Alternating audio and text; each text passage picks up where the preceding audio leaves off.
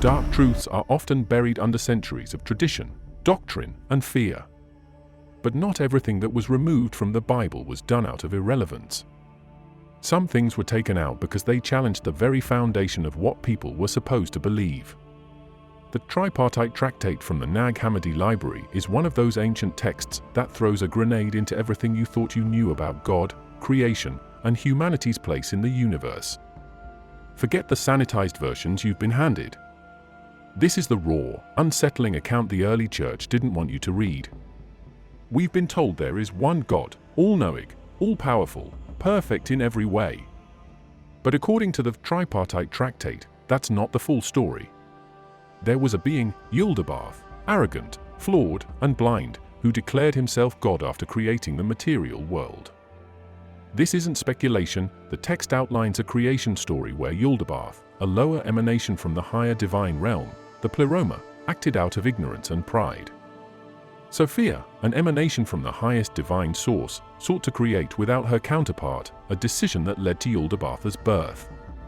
Not as an act of divine harmony, but as a cosmic error. Yaldabaoth believed he was the ultimate authority, unaware of the higher, purer spiritual dimensions beyond him. Yaldabaoth isn't just a rogue deity. He's the God described in parts of the Old Testament, jealous, vengeful, demanding obedience. Think about the contradictions: a supposedly all-loving God ordering mass slaughters, condoning slavery, demanding fear over love.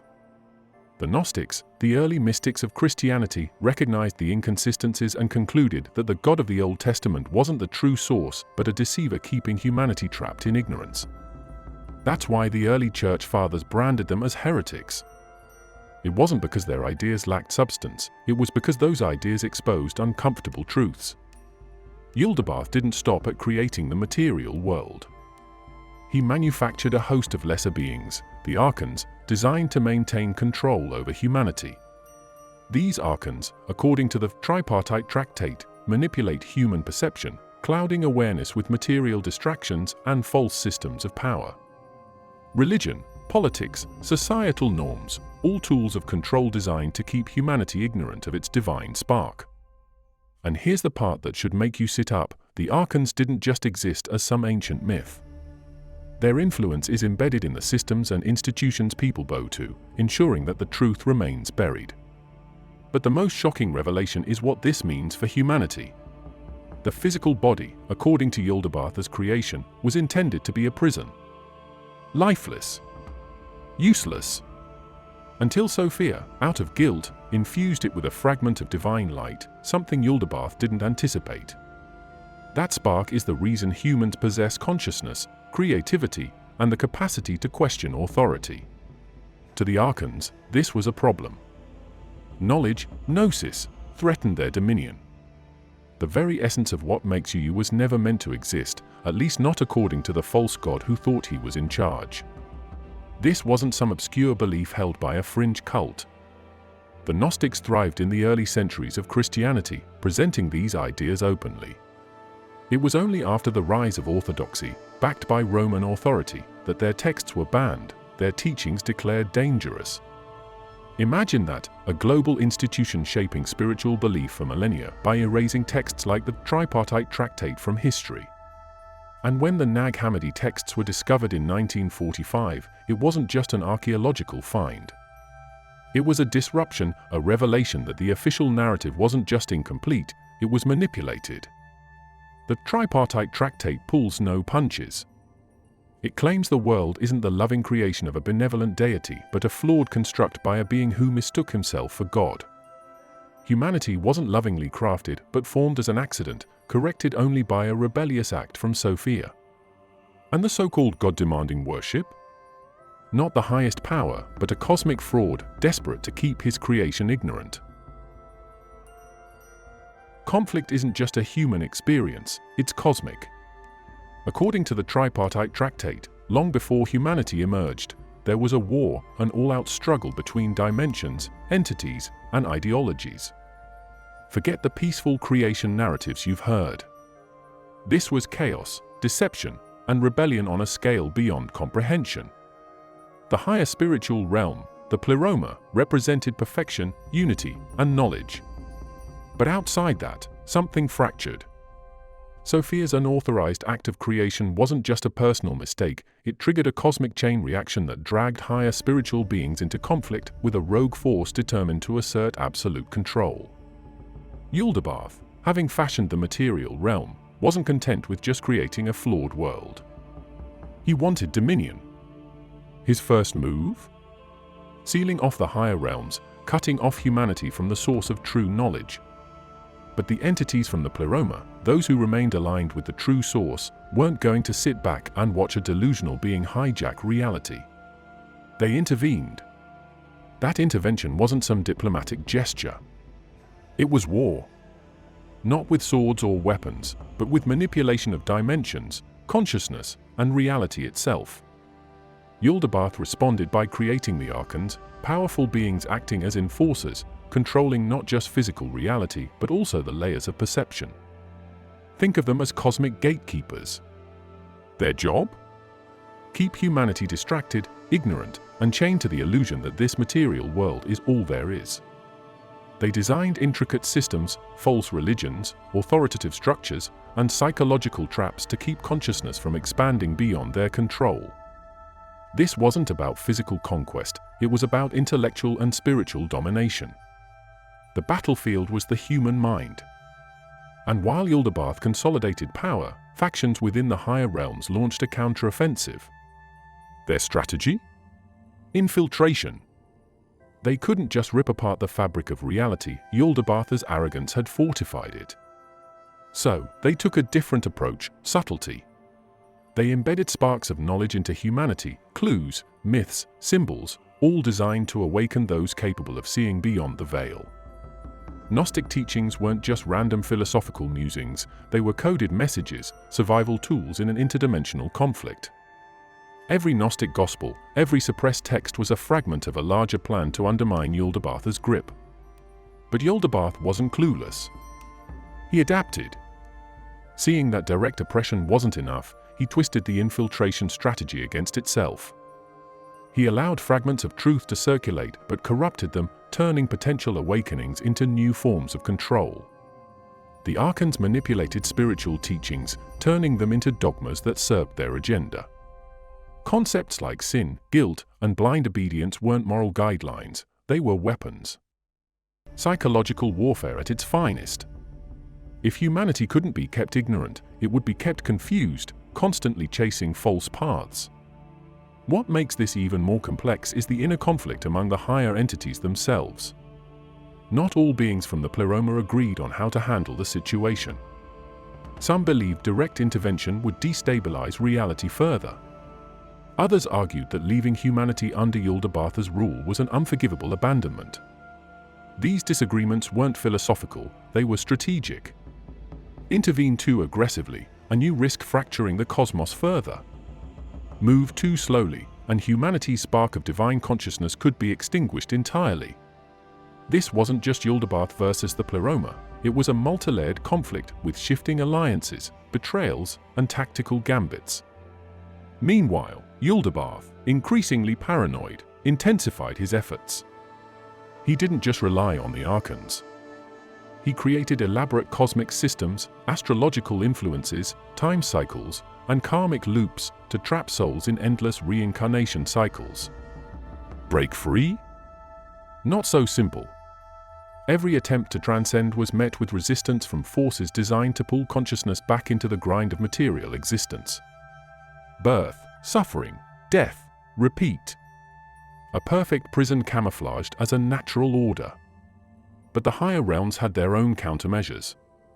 Certain human figures throughout history, prophets, mystics, visionaries, were believed to be incarnations or messengers of higher knowledge. Their purpose wasn't to start religions, but to disrupt Yaldabaoth's control. Of course, most were either silenced, misunderstood, or co-opted into the very systems they sought to dismantle. Every genuine movement toward liberation was met with a counterstrike, often from within. The Tripartite Tractate doesn't present a neat, black and white conflict. It's messy. Layers upon layers of manipulation, intervention, and counter-intervention. Humanity sits at the center, caught between forces far beyond everyday comprehension. Yaldabaoth believes in his absolute authority. The Pleroma fights to reclaim stolen light. And the Archons? They ensure that the battlefield remains obscured. This isn't about good versus evil in the conventional sense. It's about knowledge versus ignorance, freedom versus control, cosmic arrogance versus the struggle for truth. There was no grand design based on love or divine intention. Human creation was a series of mistakes, power plays, and unintended consequences.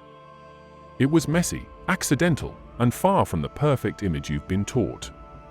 Yaldabaoth, after declaring himself the supreme authority, decided to create a being that would reflect his dominance.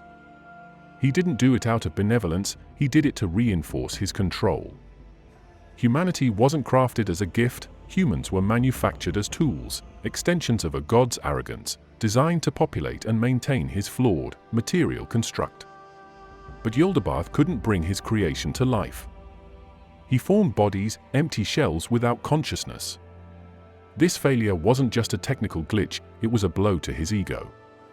Despite his self-proclaimed status as the ultimate god, he lacked the essential spark of true creative power. That spark belonged to the higher realms, beyond his reach. This is where Sophia's role, once again, becomes pivotal, not as a redeemer but as the unintended catalyst for a far more complicated situation. Out of a mixture of pity, guilt, and a desire to correct her earlier mistake, she infused humanity with a fragment of divine essence. This act, though seemingly compassionate, created a volatile hybrid, beings crafted by a false god but carrying the light of the true source. This spark of divine consciousness was never supposed to exist within Yaldabaoth as creation. It was a direct threat to his authority. Humans, now containing a piece of the higher realm, had the potential to perceive beyond the physical world and challenge the systems of control he had established. Yaldabaoth's response was immediate and strategic. If he couldn't remove the divine spark, he would corrupt the perception of those who carried it. He surrounded humanity with distractions, imposed ignorance through the Archons, and built complex systems of deception. He created desire, fear, pain, tools designed to anchor the divine spark to the material world, keeping consciousness focused on survival and mundane concerns rather than seeking its true origin. Yaldabaoth didn't just attempt to suppress human awareness. He engineered a hierarchy that manipulated human understanding of divinity itself. By positioning himself as the ultimate god and creating various layers of spiritual and physical barriers, he ensured that any attempt to reach beyond him would be met with confusion and resistance. Humanity, caught in this trap, was led to worship the very being responsible for its entrapment. Rituals, doctrines, and moral codes were established, not for enlightenment, but to reinforce submission. The Tripartite Tractate pulls no punches in detailing how the human condition was deliberately engineered. Birth wasn't seen as a blessing, it was another mechanism of entrapment. Souls were cycled through reincarnation, repeatedly subjected to amnesia and indoctrination, ensuring they remained unaware of their true origin. Every physical desire, emotional attachment, and worldly pursuit was another chain. And yet, the spark within couldn't be completely extinguished. It flickered, often faintly, driving human curiosity, rebellion, and the urge to seek something beyond the material world. Yaldabaoth, understanding the risk of that flicker growing into a flame, went further. He weaponized knowledge. Half-truths were disseminated through false prophets and distorted spiritual teachings. Systems of belief were designed to appear liberating while subtly reinforcing dependence on external authorities. Even the concept of salvation was twisted, redirected toward worshipping the very entity that engineered the prison. It wasn't enough to keep humanity ignorant, they needed to believe that their chains were a form of protection or divine order. The Archons, serving as Yaldabaoth's enforcers, played their part by manipulating emotions, thoughts, and sensory experiences. They influenced dreams, implanted fears, and encouraged distractions. Every element of human experience, pain, pleasure, ambition, despair, was utilized to maintain focus on the material, preventing the spark from recognizing its connection to the higher realms. Knowledge of self was the ultimate danger to their control structure, and they treated it as such. The Tripartite Tractate doesn't offer comforting answers or easy solutions. It presents a stark reality: humanity was not created in kindness, but forged out of arrogance and ignorance. The human body, far from being a temple, was initially designed as a cage. Consciousness, the very thing that makes you question, dream, and seek, wasn't a gift, it was a complication that the creators of this world didn't fully anticipate or understand. And that complication is precisely why so much effort has been invested in keeping you distracted, obedient, and unaware. Power doesn't just exist in politics or economics, it has roots in something far older, far deeper, and far more calculated. The real power structure controlling the world isn't made up of governments, corporations, or even religious institutions. Those are just fronts. The real architects of control are the Archons, cosmic enforcers created by Yaldabaoth, designed with one goal: keep humanity in line. These entities aren't just mythological figures, they represent a system of manipulation operating on every level of existence. You're not just living in a society. You're living in a system designed to keep you distracted, obedient, and disconnected from your origin. The Archons aren't physical beings you can point to. Their influence is insidious, embedded in the very fabric of reality. They manipulate thoughts, emotions, and perceptions. Think about how easily people get caught up in meaningless pursuits, how fear and desire seem to steer entire populations, and how systems of authority are rarely questioned. That's not accidental.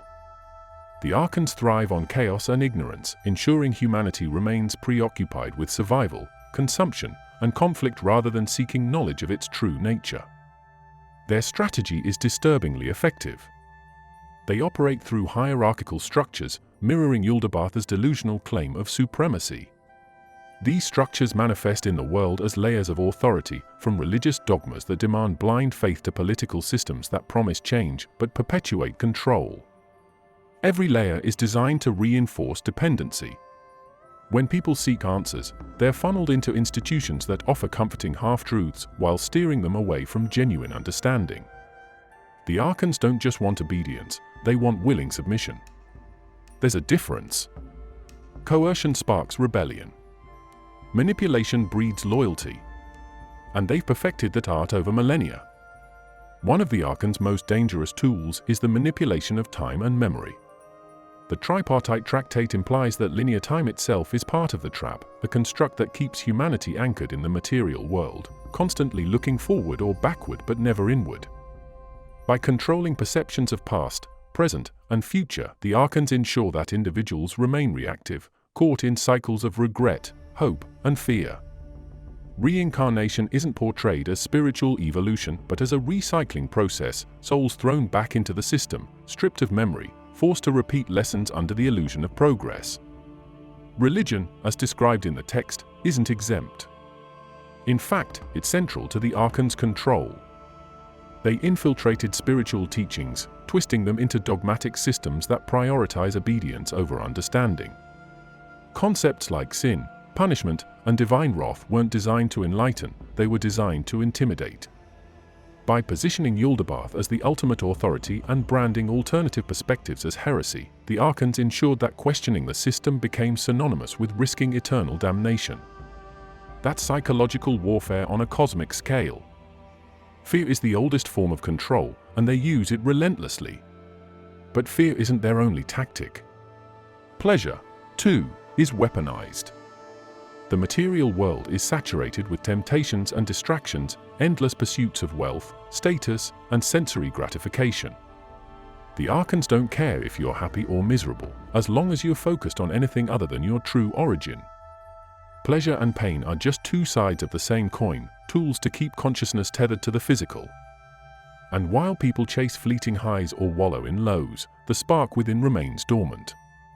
Even knowledge is co-opted. Not all information is liberating. The Archons flood the world with data, trivial facts, endless entertainment, constant stimulation, creating the illusion of enlightenment while overwhelming individuals into apathy. It's a strategy of overload. When everything seems important, nothing is. Genuine knowledge, the kind that leads to gnosis and self-awareness, gets buried under layers of noise. And when someone does stumble upon truths that challenge the system, they're ridiculed, ostracized, or worse, discredited by the very structures designed to suppress dissent. The Tripartite Tractate exposes how deep the manipulation goes. It's not just about controlling actions, it's about shaping perceptions of reality itself.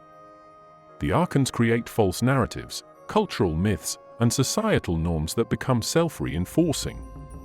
People police themselves and each other, defending the very systems that oppress them. That's the genius of the Archon strategy. They don't need overt force when they can make people believe the prison is their home. Technology, though not directly mentioned in the ancient text, fits seamlessly into this framework. Tools that could potentially awaken consciousness are often repurposed to deepen the illusion. Constant connectivity becomes constant distraction. The promise of information turns into an endless cycle of superficial engagement. People become consumers of reality rather than participants in it. The Archons adapt, evolving their methods to match humanity's advancements, ensuring the trap remains effective regardless of the era. What makes this system so effective is its subtlety. There's no obvious villain twirling a cosmic mustache. The control is systemic, embedded in every institution, belief system, and cultural norm. And the Tripartite Tractate makes it clear this isn't accidental. It's by design. Yaldabaoth, blinded by arrogance, set it in motion, and the Archons perfected it. Their power lies in remaining unseen, their influence dismissed as superstition or conspiracy by those too entangled in the system to question it. Sophia. The name barely surfaces in mainstream religious discourse, yet in the Tripartite Tractate and broader Gnostic texts, she stands at the heart of the most explosive truths about creation and the cosmic order. How does someone so central to humanity's origins get erased from history? Not marginalized, erased.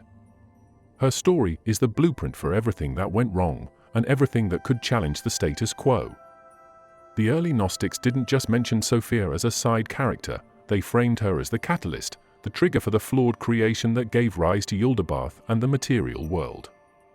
Sophia wasn't an antagonist. Nor was she a savior in the way traditional theology likes to paint redeemers. Her act, creating without her consort, wasn't born from malice, it was driven by an intense desire for understanding, to grasp the fullness of the divine realm without waiting for permission. That decision shattered the rules of cosmic balance, producing Yaldabaoth, whose arrogance would later enslave the cosmos. Sophia's error wasn't some simple mistake, it was a cosmic rupture that forced every being, from the highest eons to the lowest material forms, into reaction. Yet the institutions that formed modern religious orthodoxy didn't want to grapple with a figure who embodies rebellion, knowledge-seeking, and independence. Sophia represented disobedience to a rigid hierarchy, qualities religious authorities found intolerable. But here's what they didn't expect: despite her mistake, Sophia didn't abandon her creation. When Yaldabaoth declared himself the sole god, she didn't retreat to the higher realms in shame. She acted quietly, strategically. She embedded a spark of her own essence into humanity, not as an act of redemption, but as a direct countermeasure to Yaldabaoth's growing tyranny. That spark wasn't about love or forgiveness. It was about undermining a false god from within his own creation. Sophia's intervention turned humanity into a battleground, each person carrying a fragment of her divine awareness, capable of challenging the false reality imposed by the Archons. The implications of that move were massive. Yaldabaoth created humans to serve him, but Sophia's spark gave them consciousness that exceeded his design. Humanity wasn't supposed to question, to imagine, to rebel. Yet they did. And the more they exercised these faculties, the more unstable Yaldabaoth's control became. So why is this narrative buried? Because it flips the script. Instead of humanity being the result of a benevolent creator's careful crafting, we're the unintended consequence of a cosmic act of defiance, endowed with potential that those in power desperately want to suppress. Sophia's story is an uncomfortable truth for patriarchal structures, both ancient and modern. Here was a female figure in the divine hierarchy, powerful, autonomous, and capable of independent creation, being the source of both cosmic disorder and potential liberation. You think religious institutions wanted that narrative floating around? Hardly. So her story was demonized, her actions twisted into warnings about the dangers of pride and disobedience. Gnostic texts that centered Sophia were branded heretical, their followers persecuted and silenced. When the Nag Hammadi texts resurfaced in 1945, revealing these suppressed teachings, it wasn't just an archaeological discovery, it was a revelation of how systematically knowledge had been controlled and erased. Sophia's dual role, creator of a problem and provider of the solution, introduces a complexity most religious systems can't handle. Mainstream theology thrives on clear-cut roles: God is good, evil is separate, and humans must obey. Sophia shatters that simplicity. She shows that cosmic reality is messy, layered, and morally complex. Her actions challenge the black and white thinking that has dominated spiritual thought for centuries. The Tripartite Tractate doesn't offer comforting answers or moral platitudes. It presents a figure who, through her mistake, sets in motion both suffering and the possibility of enlightenment. That kind of nuance terrifies hierarchical systems built on unquestioning faith. And Sophia wasn't working alone. Her intervention set off ripples across the pleroma, drawing in other eons and sparking debates about how, or whether, to intervene further. Some viewed her actions as reckless, others saw them as necessary disruption. This wasn't just her story, it became the central crisis for the entire divine realm.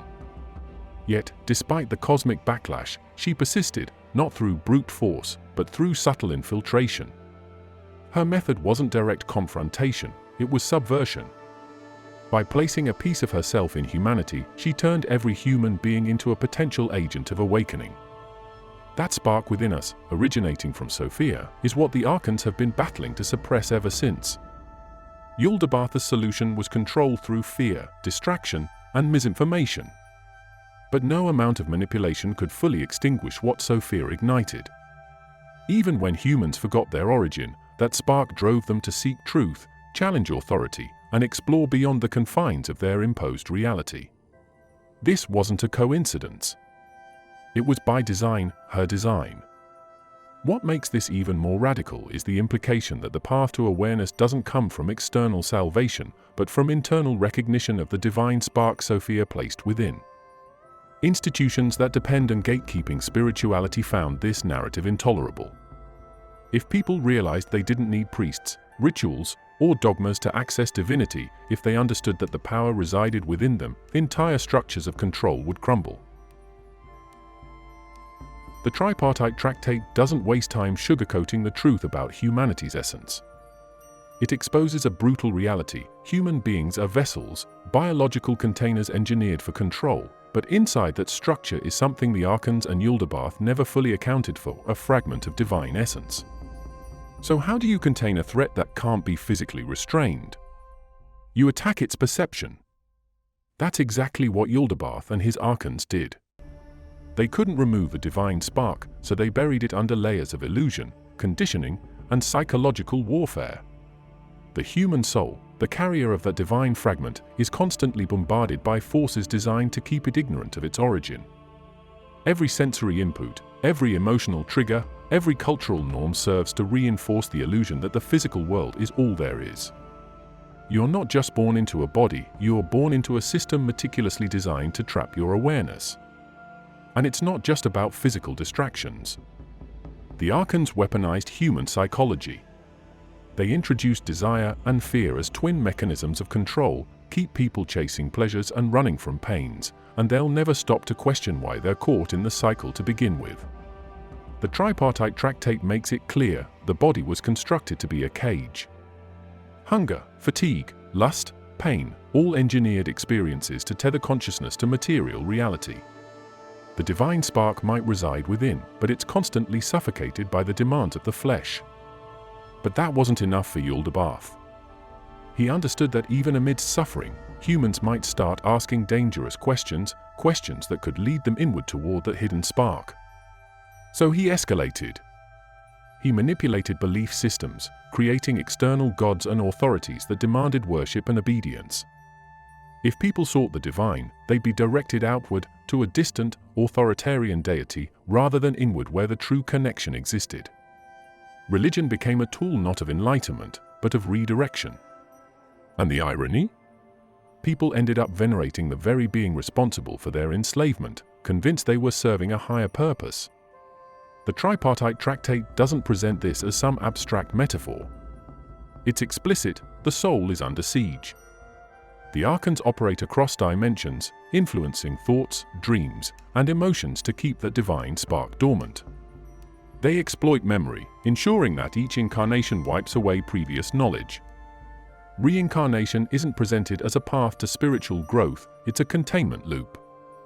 Die, forget, be reborn, repeat. Each lifetime becomes another layer of conditioning, another opportunity for the Archons to tighten their grip. And when humans get close to awakening, when they start to feel that flicker of divine origin, Yaldabaoth's system activates countermeasures. Doubt creeps in. Fear intensifies. Distractions multiply.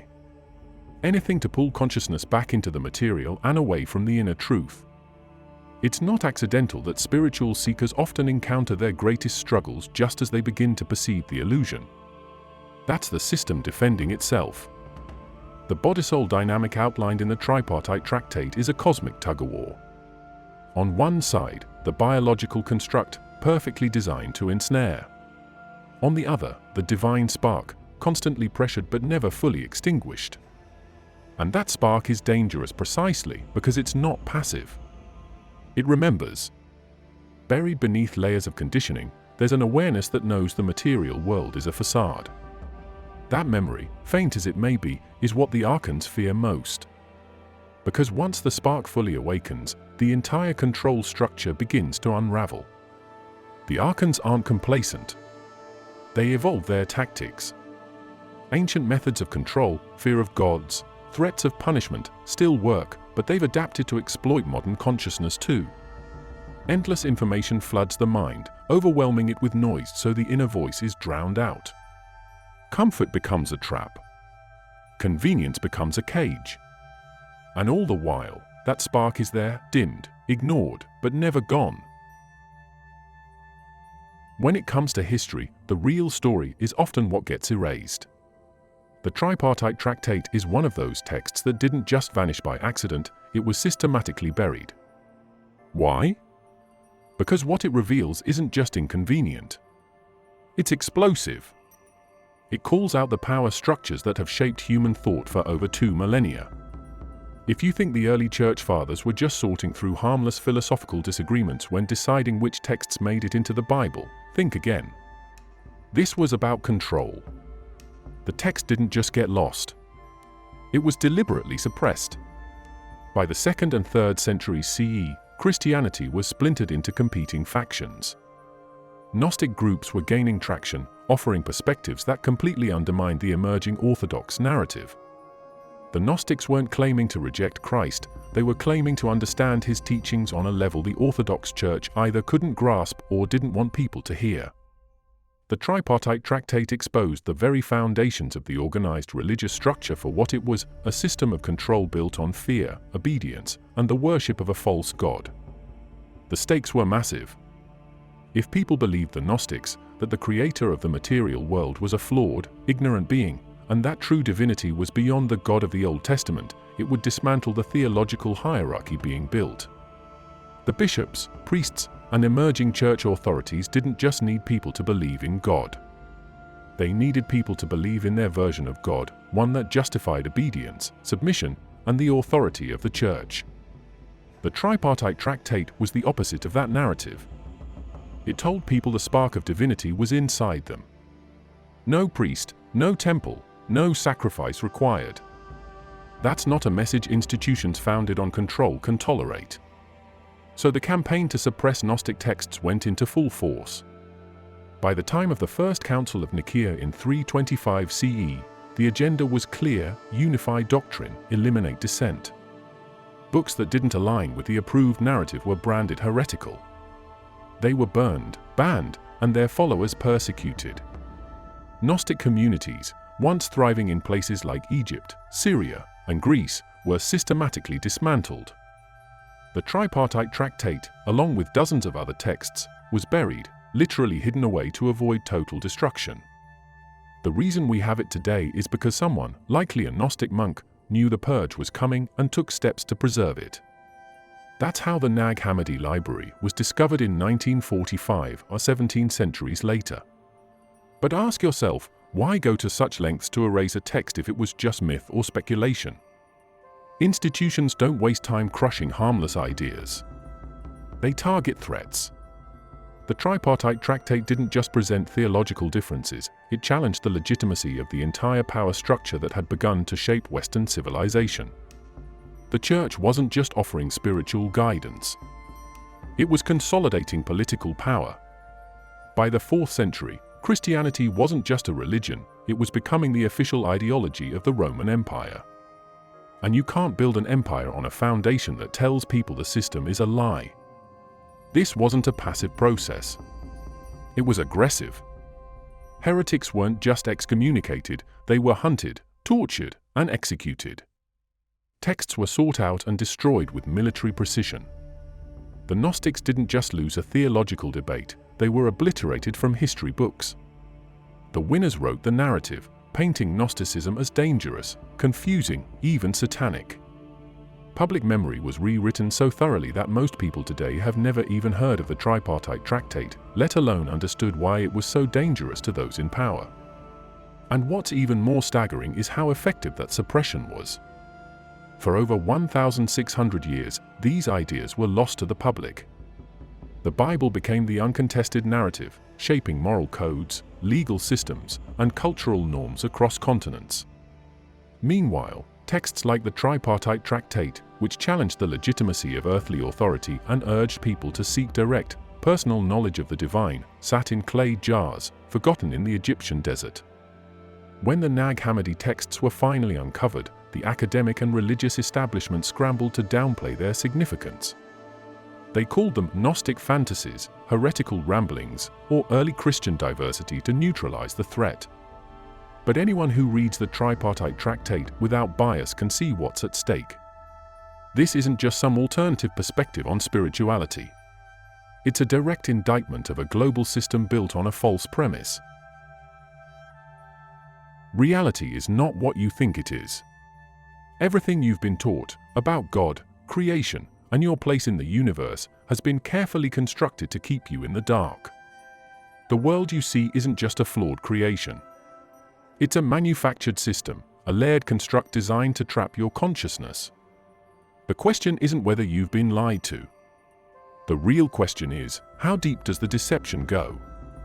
The Tripartite Tractate reveals a cosmic architecture far more complex and unsettling than any traditional religion dares to admit. There is the pleroma, the realm of fullness, the source of true divinity, and then there's the material world, a counterfeit reality crafted by a rogue being, Yaldabaoth, who mistook his limited power for ultimate authority. He didn't just create a flawed universe. He built a prison. The layers of this prison aren't just physical. They're psychological, spiritual, and dimensional. Every aspect of the material world, from time itself to the emotions you feel, serves to anchor you here, preventing awareness of the higher realms. Yaldabaoth and his Archons didn't just lock the doors to higher consciousness, they threw away the key and replaced it with illusions. False gods, distorted teachings, endless distractions, tools designed to keep you looking outward for answers that have been inside you all along. The Tripartite Tractate isn't subtle about this. It doesn't ask you to believe, it dares you to confront the possibility that the entire framework of reality has been manipulated. And if that doesn't make you uncomfortable, you're not paying attention. What's worse is how meticulously this system has adapted over millennia. Ancient civilizations were controlled through fear of wrathful gods. Later, organized religions codified those fears into doctrine. Today, the manipulation is more sophisticated, endless entertainment, consumer culture, the illusion of choice. But the core strategy remains the same: keep you focused on the external, and you'll never turn inward to discover the spark of divinity placed within you. That spark, the remnant of Sophia's intervention, is the one variable Yaldabaoth couldn't fully control. It's why so much effort has been invested in keeping you ignorant, distracted, and obedient. Gnostic teachers, early mystics, visionaries, many of them were systematically erased, their works destroyed, their names vilified. The suppression wasn't accidental. It was calculated. Knowledge that could liberate humanity was buried, labeled heresy, and replaced with narratives that served the Archons' agenda. The discovery of the Nag Hammadi Library in 1945 was a fluke, a cosmic glitch in the system that allowed these suppressed truths to resurface. And yet, even now, most people ignore them, too conditioned to question what they've been told. The Tripartite Tractate describes a reality where human beings are caught between two opposing forces, one striving to keep them asleep, the other desperately trying to awaken them. It's not a battle fought with weapons. It's a war for consciousness. And make no mistake, the Archons are playing for keeps. They rely on complacency, on your willingness to accept the surface-level explanations of reality. They don't care if you're happy or miserable. They care that you don't ask the right questions. Questions like, why am I here? Who benefits from my ignorance? What truths have been hidden from me? The most unsettling aspect? This isn't over. The system is still active. The Archons' methods have evolved, but their objective remains unchanged: maintain control. Keep the spark dormant. Prevent awakening. The Tripartite Tractate wasn't just written for its time, it was a warning for the ages, a message buried under centuries of lies, waiting for those willing to dig deep enough to find it. And you, right now, you've heard it. You can't claim you didn't know. The layers of deception are thick, but the cracks are there for anyone willing to look closely. The question is, what will you do with that knowledge? Because the Archons are counting on you to forget, to dismiss this as just another story. But the Tripartite Tractate didn't survive 1,600 years of suppression for no reason. It's here now, in your awareness, daring you to confront the reality behind the illusion. Thank you for sticking with me through this entire journey. I know this isn't easy information to process, it challenges everything you've been taught. But you made it to the end, and that says a lot. I appreciate your time, your curiosity, and your willingness to explore these hidden truths. There's more out there, far more than most people realize. Stay sharp, stay questioning, and most importantly, stay awake. Thanks for watching.